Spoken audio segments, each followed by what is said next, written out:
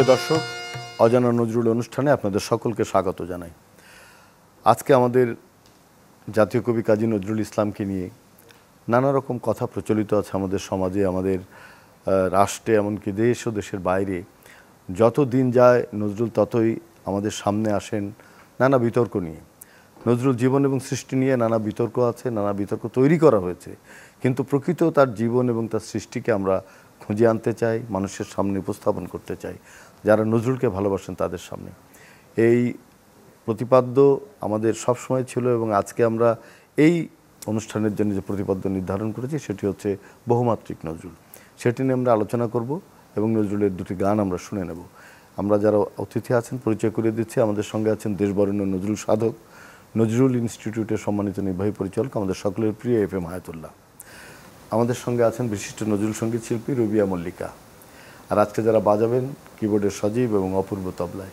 আসুন আমরা সবাই মিলে এই আয়োজনটিকে সুন্দর করে তুলি। প্রথমে FM হায়াতুল্লাহ, আপনার কাছে যাব। বহুমাত্রিক নজরুল, মানে নজরুলের বহুমাত্রিকতা 20 শতকে, এটি আসলে রবীন্দ্র পরবর্তী সময়ে নজরুল ছাড়া এত বহুমাত্রিক মানুষ আমাদের মধ্যে আর ছিল না আমাদের সংস্কৃতিতে। এ বিষয়ে আপনি কি বলেন? অনেক ধন্যবাদ। মানে আপনি যেভাবে সূচনা করেছেন তার সাথে কোনোভাবেই দ্বিমতের কোনো অবকাশ নেই। বাঙালি সৃষ্টিশীল মানুষের মধ্যে রবীন্দ্রনাথের পরে বহুমাত্রিকতায় নজরুলের তুল্য, নজরুলের সমকক্ষ কোনো প্রতিভা বাংলায় জন্মগ্রহণ করেনি। তো এটি নিয়ে তর্ক বিতর্ক অনেক চলতে পারে, কিন্তু কেউ প্রমাণ নিয়ে এটি প্রমাণ করতে পারে। বাংলায় বলবো না, পৃথিবীতেই আমরা যে সাহিত্যের ইতিহাস দেখেছি, কোথাও আমরা যদি ওইভাবে বলি, একটু স্থূলভাবে বলা হয়ে যায়, সেটা হলো যে আমাদের বাংলা বর্ণমালায় 50টি বর্ণ আছে। তো 50টি বর্ণের মধ্যে কিন্তু 10টি বর্ণের কোনো মাত্রা নাই। যেমন স্বরবর্ণের মধ্যে ওই এগুলোর কোনো মাত্রা নাই। 8টি বর্ণ আছে যেগুলোর অর্ধমাত্রা আছে, আর বাকিগুলো মাত্রাওয়ালা। আমাদের নজরুল সম্পর্কে কথা বলতে গেলে কেউ কেউ দেখা যায় যে মাত্রা জ্ঞান হারায়, যেটা অত্যন্ত প্রয়োজন।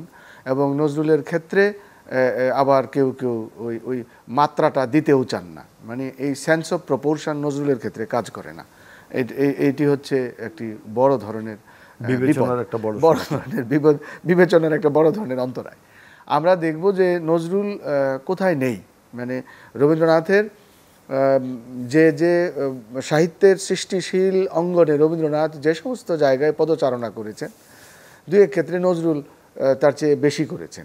এছাড়া রবীন্দ্রনাথ মানে সাহিত্যের যে সমস্ত স্থানে পদচারণা করেছেন, নজরুল ইসলামের ক্ষেত্রে সেক্ষেত্রে হয়তো সীমিত, তার চেয়ে তুলনায় কম, সময়ও পেয়েছিলেন কম, কিন্তু সব ক্ষেত্রেই তিনি কবি ছিলেন, তিনি মানে কথাশিল্পী ছিলেন, তিনি নাট্যকার ছিলেন, তিনি প্রাবন্ধিক ছিলেন, তিনি মানে চলচ্চিত্রে নিজে অভিনয় করেছেন। আমরা দেখব যে তিনি প্রাবন্ধিক ছিলেন। এইগুলো যেমন সৃষ্টিশীলতার মধ্যে, এর বাইরে যদি আমরা ব্যক্তি নজরুলের মধ্যে দেখি, তাহলে ব্যক্তি নজরুলের যদি আমরা ধর্মবিশ্বাস বিশ্লেষণ করি, তাকে কোনো ধর্মে ওইভাবে সুস্থিত পাওয়া যে তিনি একেবারে ইসলামের সমস্ত রিচুয়াল এইভাবে মান্য করেছেন, বা সনাতন ধর্মের প্রতি অসংখ্য বন্ধুবান্ধব ছিল তার সনাতন ধর্মের অনুসারী, তিনি নিজে সনাতন ধর্মের অনুসারী মানে আশালতা সেনগুপ্তাকে বিবাহ করেছেন। এই যে সকল মানে এই দুই সংস্কৃতির সমন্বয়, আমি বলতে চাই এটা বলাটা একটু যদি বেয়াদবি হয়ে যায়, হতে পারে, সেটি হলো যে রবীন্দ্রনাথ ঠাকুর তিনি সনাতন ধর্ম অনুসারী ছিলেন, ওইভাবে যদি না বলি, তিনি ব্রাহ্ম ধর্মের অনুসারী ছিলেন বা যে কোনো একটা ধর্মের অনুসারী ছিলেন, কিন্তু তিনি সনাতন ধর্মের অবয়বের মধ্যেই বৈবাহিক সম্পর্কে জড়িয়েছেন। তার যে মৃণালিনী দেবী নাম দিয়েছিলেন, বস্তুত তার স্ত্রীর নাম ছিল ভবতারিণী দেবী, যাকে পরে তিনি মৃণালিনী নামে নামায়িত করেছিলেন। কিন্তু আমরা যদি নজরুল ইসলামের ক্ষেত্রে দেখি, তাহলে এইখানে অন্য একটা মাত্রা পাই যে নজরুল ইসলাম মুসলমানের ঘরে জন্মগ্রহণ করে, এই যে মক্তবে পড়াশোনা করে, মসজিদে ছোটোকালে কিছুকাল খাদেমের কাজও, মানে মসজিদে হয়তো বাতি জ্বালিয়ে দেওয়া, এইগুলো করেছেন। তো এই মানুষটি আবার দেখা যায় যে কোরআন শরীফের মানে বাংলায় অনুবাদ করেছেন। তো সেই মানুষটি আবার সনাতন ধর্মের অনুসারী একজনকে বিবাহ করেছেন। আমরা যদি এটা করলেই যে নজরুলের যে মাত্রা রবীন্দ্রনাথের কম হয়ে যাবে, এটা তুলনার কোনো বিষয় নয়।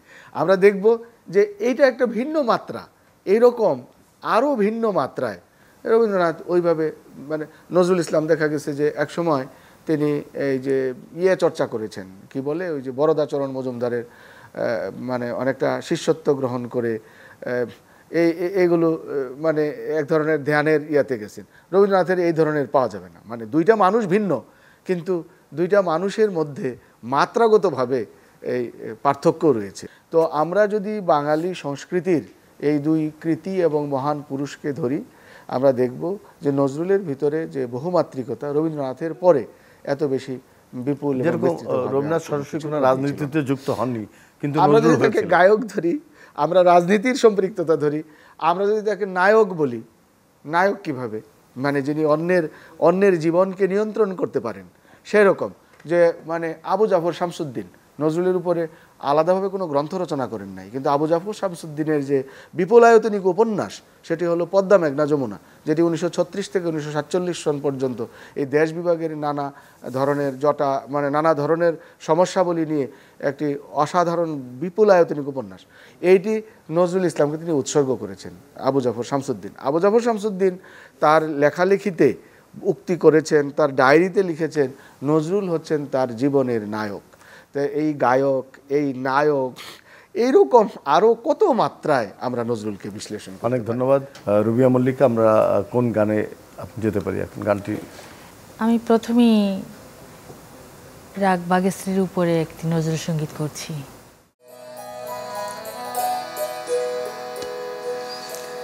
চাঁদ হেরিছে, চাঁদ মুখতার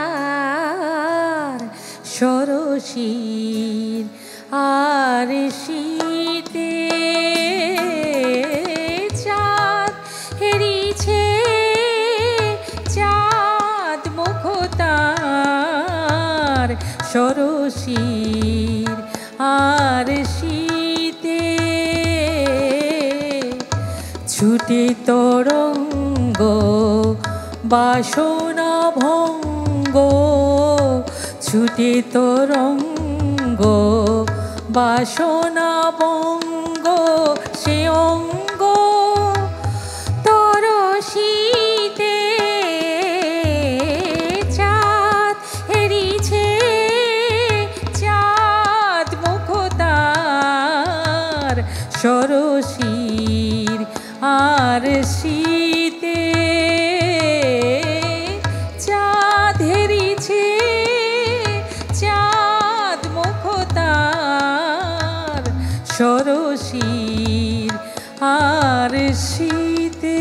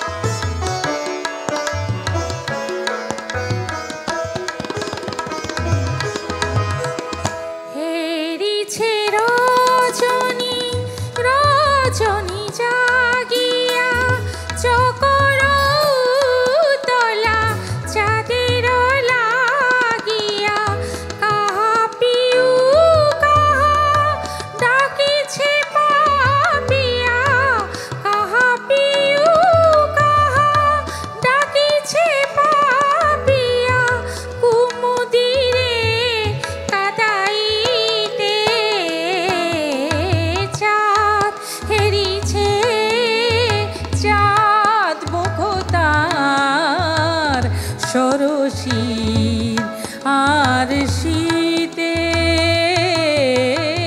চাঁদ হেরিছে, চাঁদ মুখতার সরসীর আর শীতে।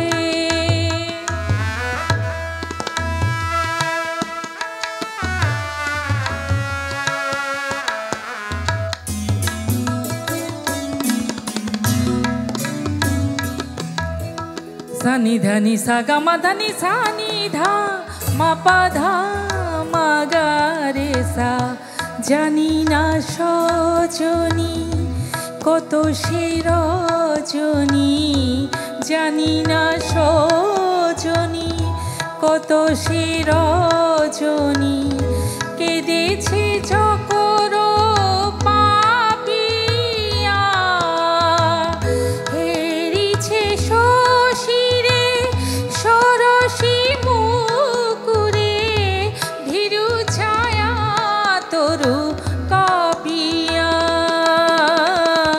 জানি না সজনী কেঁদেছে আকাশে চাঁদের ঘরণী, চিরবিরহিণী রোহিণী ভরণী।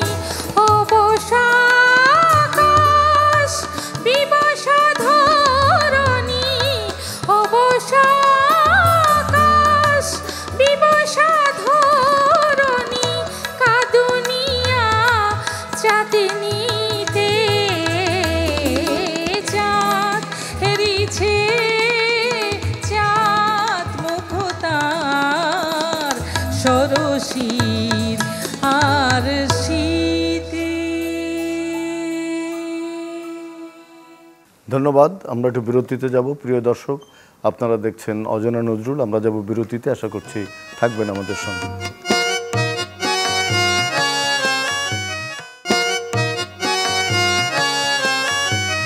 শুধু দর্শক, আপনারা দেখছেন অজানা নজরুল। ফিরছে বিরতির পর, যাচ্ছে আলোচনায় FM হায়াতুল্লাহ।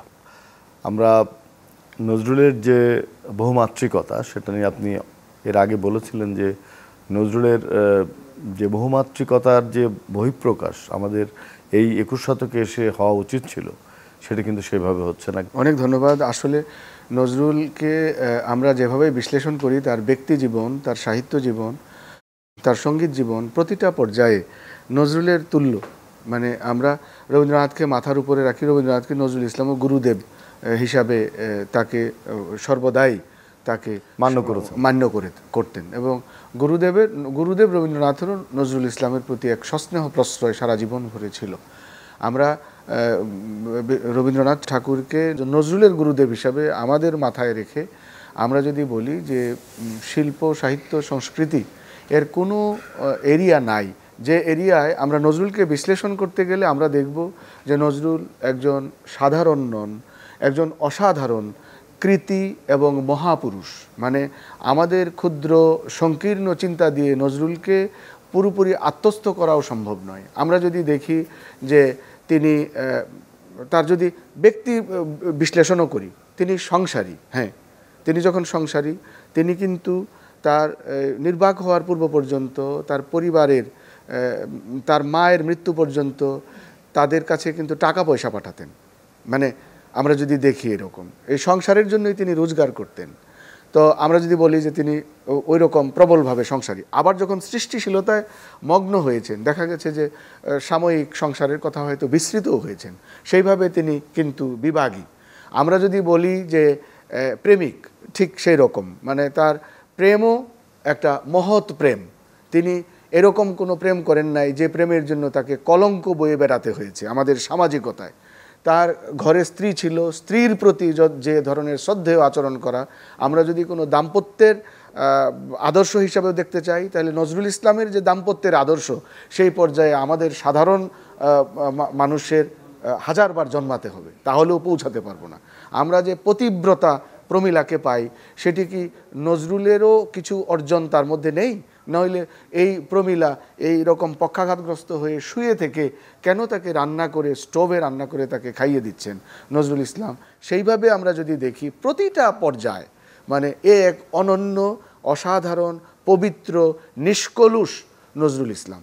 আমরা আমাদের কলুষিত চিত্ত দিয়ে নজরুল ইসলামকে সঠিকভাবে তার মাতৃকতা অনুসন্ধান করে আমরা মাত্রা জ্ঞান হারাবো। অনেক ধন্যবাদ আপনাকে মায়াতুল্লাহ। আমরা গানে যাব। রুবিয়া মল্লিকা, কোন গানটি শুনবো? এবার নজরুলের একটি প্রেমের গান শোনাবো। নজরুলের সব গানই প্রেমের গান, তো খুব ভালো লাগার একটি গান শোনাবো আমি। নামিটিতে সাধ মোর নিশি পোহায়, নামিটিতে সাধ মোর নিশি পোহায়, নামিটিতে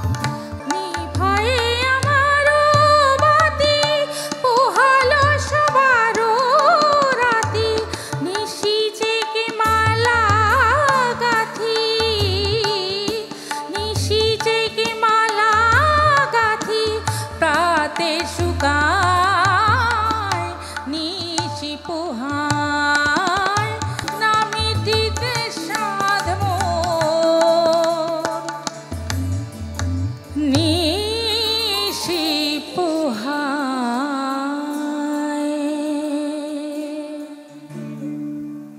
অনেক ধন্যবাদ রুবিয়া মল্লিকা।